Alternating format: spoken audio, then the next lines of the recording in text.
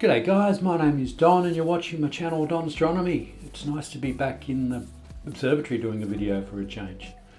I'm going to do a video today featuring my Edge HD 0.7 Reducer from Celestron. Now this is available on all the Edge HD models from the 8-inch through to the 14. However, they only fit their specific models, so they're designed for each, so one size does not fit all. Now, I've been shooting at prime focus now for quite some time, and I figured I want to speed things up a little bit, and this is what's going to do the job. Natively, I'm at 2350mm of focal length and f10 focal ratio. This widens my field of view from 2350 to 1645mm, so a little bit wider image, but it doubles my speed, so from f10 to f7, it's a full stop difference. So in theory, I'm twice as fast. So I thought, well, I'm about to pull this all apart, and I have been shooting a galaxy just recently. I haven't processed it yet, NGC 4945, and I've got plenty of luminance on that, so I'll compare an hour of luminance on that, and I'll shoot an hour of luminance on this, and then we'll compare the difference. And also might even compare half-hour subs to an hour of subs of the f10, and obviously the resolution is going to be better with the f10 ratio, but it should give us a comparison. So for anyone who might be thinking of buying this reducer for their Edge HD, might be a good video for you.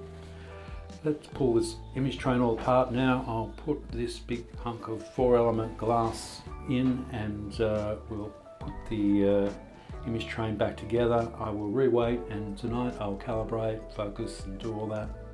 Okay, let's get started.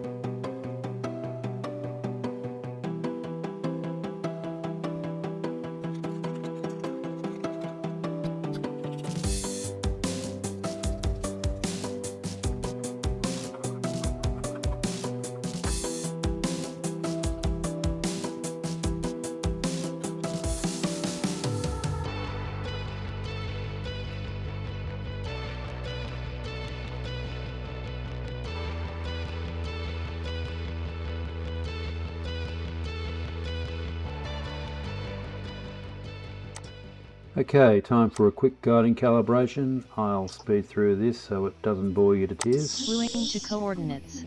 Slewing complete.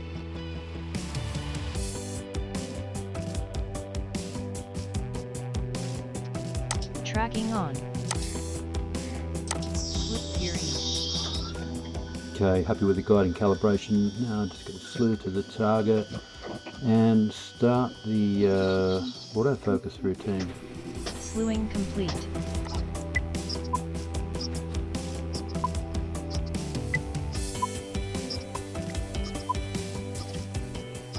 Centering on the target now, so it should appear on your screen. There it is, bang in the middle.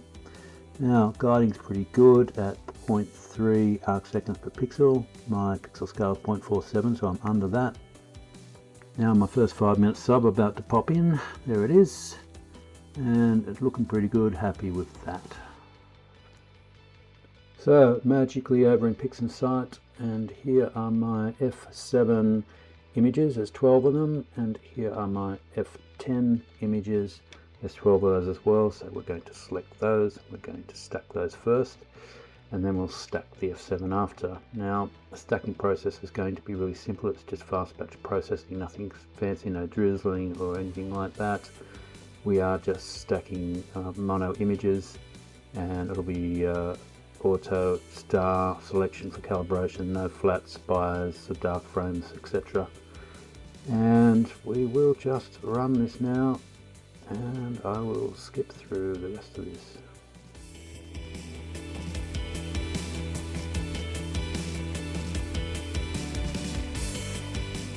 So we have our two stacked images here So there's 12 times 5 minutes, an hour on f7 at 1645 millimeters in focal length, and an hour 12 stacked 5 minute subs at f10 2350 millimeters.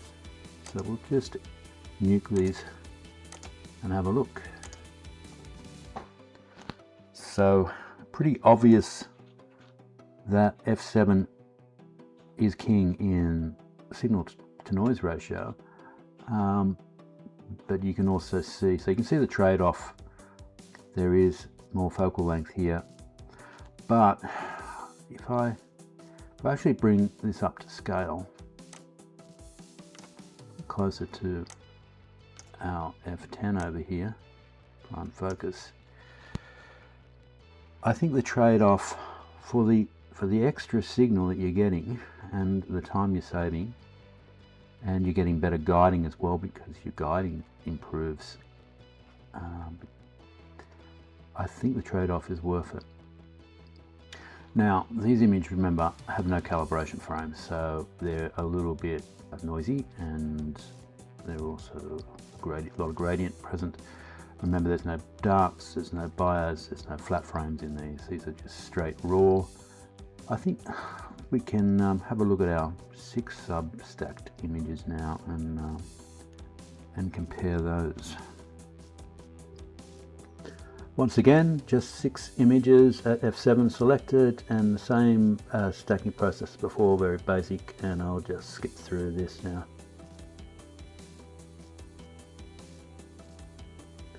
Alright, let's open these up and have a look. Get rid of those reference frames.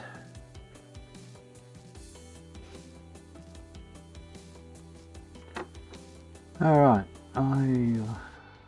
you Kim, we'll just compare the two f7s now.